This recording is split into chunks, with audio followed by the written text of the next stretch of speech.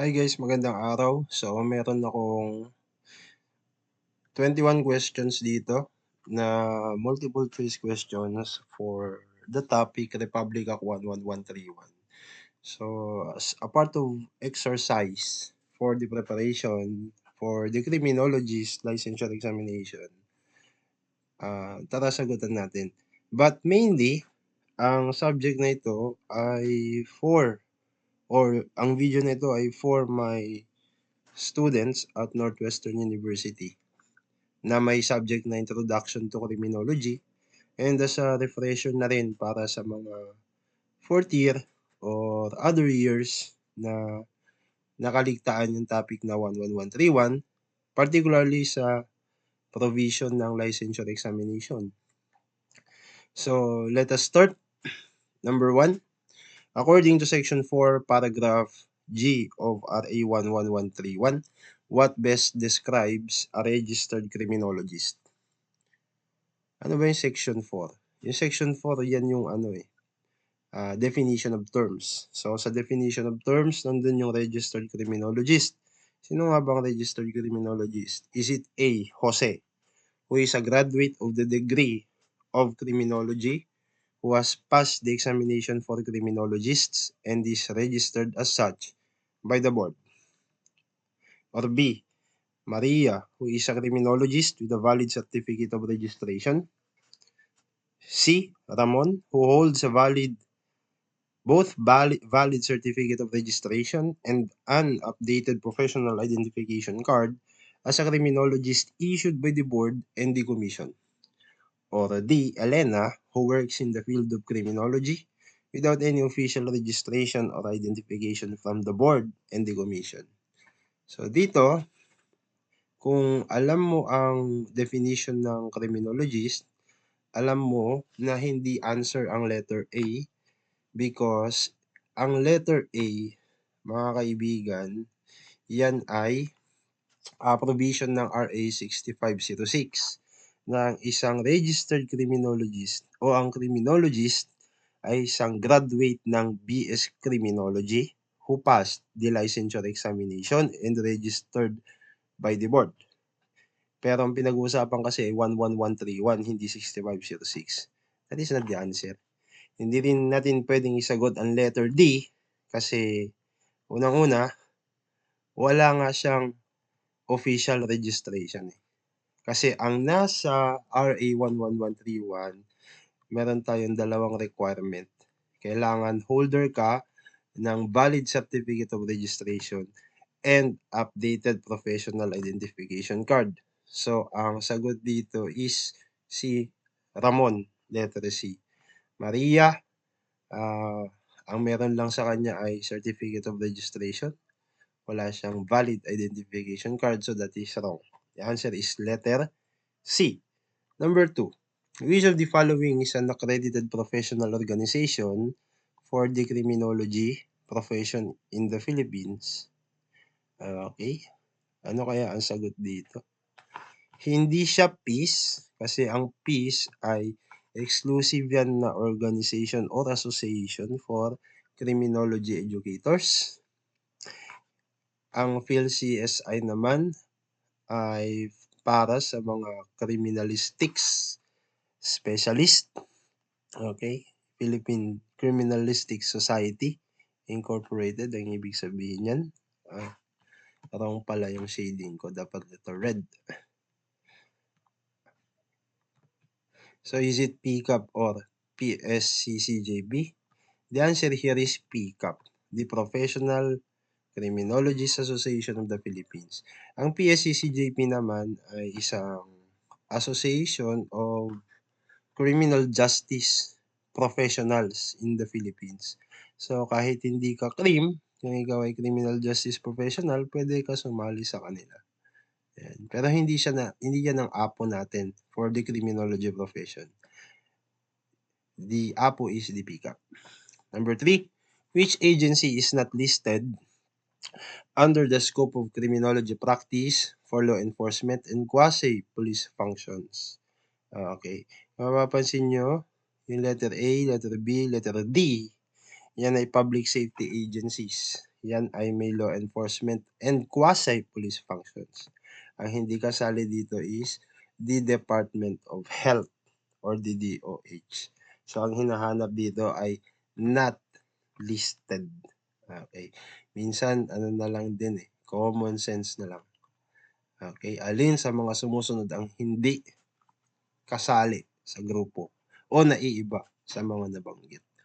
Number 4, which of the following is a possible role for a criminologist in a government agency related to intelligence? So dito pagka sinabi nating intelligence, we are referring to a gathered information kung saan dumaan sa intelligence cycle kung tawagin natin from raw information to a verified information or classified information. Alin kaya sa mga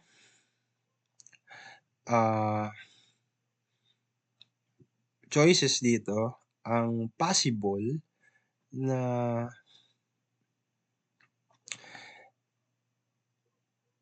may role ang criminologist? Okay.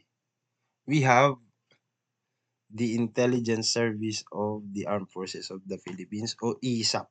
Okay. Kasi sa ISAP, sila ay may trabaho to gather information, okay, with regard to national security. Number 5, the board may revise the scope of criminology practice based on consultation which of the following? Okay. Alin sa mga sumusunod ang dapat ikonsulta ng ating PRB kung may gusto silang baguhin, idagdag, o tanggalin doon sa scope of practice ng criminology? Okay, only private sector. Pag may mga ganitong word only, that is exclusive words Ngayon, kung natatandaan mo, hindi lang naman isang organization yung nasa batas, hindi na natin pwedeng isagot yan. Pansinin nyo sa letter C and letter D, ganun din ang wordings only, exclusively. Well, basically kung alam mo, ang sagot, the answer here is letter B. Kailangan i-consult ng PRB ang APO at ang academe subject to the approval of the commission or the PRC in this sense. Okay. Number 6, which of the following is a requirement for an applicant to be eligible for the criminologist licensure examination? So, dito, sa choices, kung mapapansin natin, ay halo-halo It talks about citizenship and another choice is residency and another one is a completion of master's degree. Alin sa mga susunod ang requirement kung ikaw ay magte-take ng board exam? Kailangan ba may master's degree ka? Hindi. No? Yan ay qualification for the board. Pero sa applicant ng licensure, hindi yan kasali. Ang kailangan lang, graduate ka ng BS Criminology, which is a bachelor's degree and not a master's degree.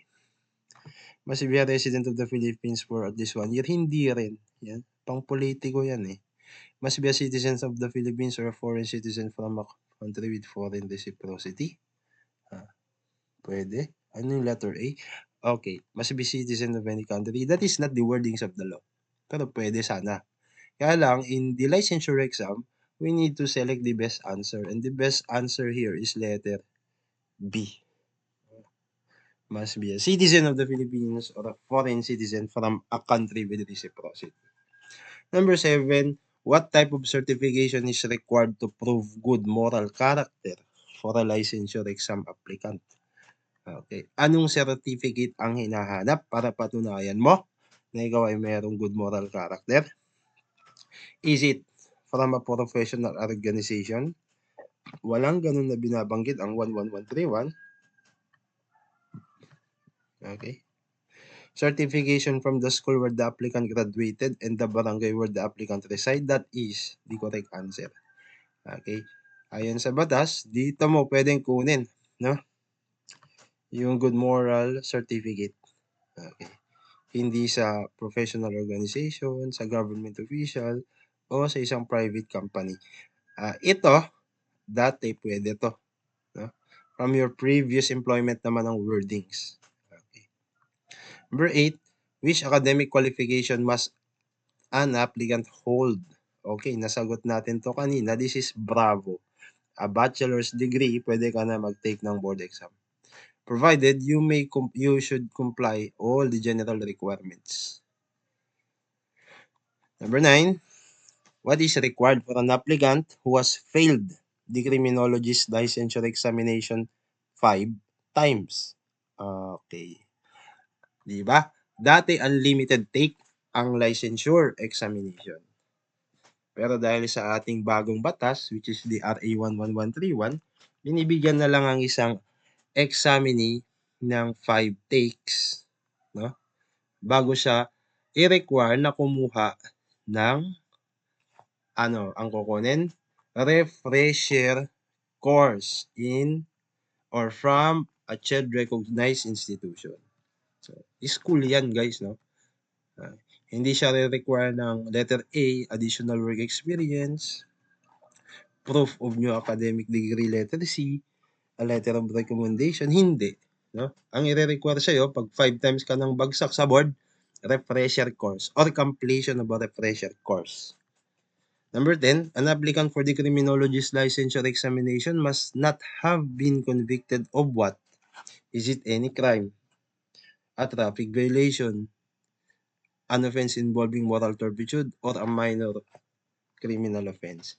Okay, ang keyword natin dito, barred ka na to take the board kapag you are convicted of an offense involving moral turpitude. Okay. Which of the following is not a requirement for an applicant to take the criminologist licensure examination? So, sa makatuwid ang pagkakatanong, lahat ng mga nabanggit dito, requirement para ikaw makapag-take ng board exam ng criminology. Except one. Alin dyan ang hindi kasali? Hindi kasali dito ang letter B. Kung mag-a-apply ka sa mga public safety agencies, the public safety agencies like the PNP, BGM, PBF, PPDEA, NBI, and the like, maaari kang i-require to pass the PFT or physical fitness test. Pero kung magte-take ka ba lang ng board, hindi siya requirement. Okay? Requirement ang good moral, requirement na hindi ka dapat convicted with an offense involving moral turpitude, and required na dapat graduate ka ng CHED. Okay. Number 12, what is the minimum weighted average rating required to pass the criminologist licensure examination? The answer, mga kapatid, is 75% dapat ang weighted average mo. At least. No? Pero kung kaya mong i-100%, why not? Diba? Aim for the moon. If you miss, you may hit a star according to Clement Stone. Isang Amerikanong negosyante. Number 13, what is the minimum grade required in any given subject to pass the criminologist licensure examination? Sabi dito, any given subject. Ito yung hindi dapat bababa dito. Ito yung minimum para hindi ka mabagsak o ma-deferred. The answer is 60%. Okay, dapat hindi bababa dyan in any subject at ang average mo ay 75%. Number 14, if an examinee obtains a weighted average rating of 75% but has a grade below 60% in one subject, what happens to their result? Okay. Ano daw ang result kapag merong below 60% na isang subject area, no? Subject area. Pero ang average naman ay 75. Ang tawag natin dyan, nagsisimula sa letter D. The result is deferred. Hindi ka bagsak, hindi ka rin pasado, ikaw ay nasa gitna. Conditional. Okay, kailangan mong i-take within how many years? Number 15, ang tanong, how long does an examinee have to retake a subject if the result is deferred? Okay, the answer is 2 years. Okay. I-retake mo ba lahat? Hindi, yung subject lang na below 60. Sunod na tanong, what grade must an examinee obtain in a subject they retake after a deferred result? Dapat, mga kapatid, makakuha ka ng at least 80% doon sa i-retake mo na subject within 2 years kapag deferred ka. That is the requirement of the law. 17, if an examinee fails to retake the deferred subject within 2 years, or does not achieve the required grade of 80%, ano ang kailangan nilang gawin? Okay. The next step, if you still want to take the board examination, is that you should retake all board subjects. That is letter C. Okay. Hindi ka mag-a-appeal ng resulta. Hindi ka mag-i-explain. Hindi ka aantay. No? Well, letter D, mag-aantay ka ng next examination cycle. But, ang mangyayari, you need to retake all board subjects. So, pwedeng i-answer yung letter D, no? Pero the best answer here is letter C. Kasi the question is designed to ask you if you know what will happen if you fail to obtain a grade of 80% with the result of deferred. Di ba? So, the best answer is letter C. Tatandaan natin, sa board exam sometimes, merong more than one choice or more than one option na pwedeng isagot pero ang kailangan mong isagot ay the best answer. 18. How many board subjects can an examinee fail before deemed to have failed the board examination? The answer is 3. No? Pag bagsak ka na ng 3, meaning bagsak below 75 yung tatlong subject area, kahit pa nakakuha ka ng mataas pa sa 75 or 75 as a general weighted average, ikaw ay considered bagsak pa rin. 19. What is the consequence of failing 3 or more board subject? Okay, kasasabi lang natin kanina. Kapag ka ikaw ay bumagsak sa tatlong subject area, you're considered to have failed the board examination. Okay. The answer here is letter B. Bravo. Okay. 20. If an examinee passes all subjects with grades above 60%, wait lang, nawala yung screen ko. Okay. If an examinee passes all subjects with grades above 60% but has an average rating below 75, what is the outcome? Bagsak pa rin. No? Kasi nga, hindi ka nakakuha ng minimum weighted average na 75%. Anong choices dito? The examinee is considered to have passed? Hindi. The examinee's result is different? Hindi rin. The examinee must retake all subjects. The examinee is required to appeal. Letter C. The examinee must retake all subjects. 21. What is the significance of RA 11131? Okay. It replaced the old CJS? Hindi. No? B. It professionalized and regulated the practice of criminology? Yes, that is the answer. Or C. It established forensic science? Hindi. No? Wala siyang in-establish na forensic science sa RA 11131. D. It abolished penalties for minor crimes? No. The answer here is letter B. Bravo. Okay. Yun lang pala. So, medyo bitin. Okay.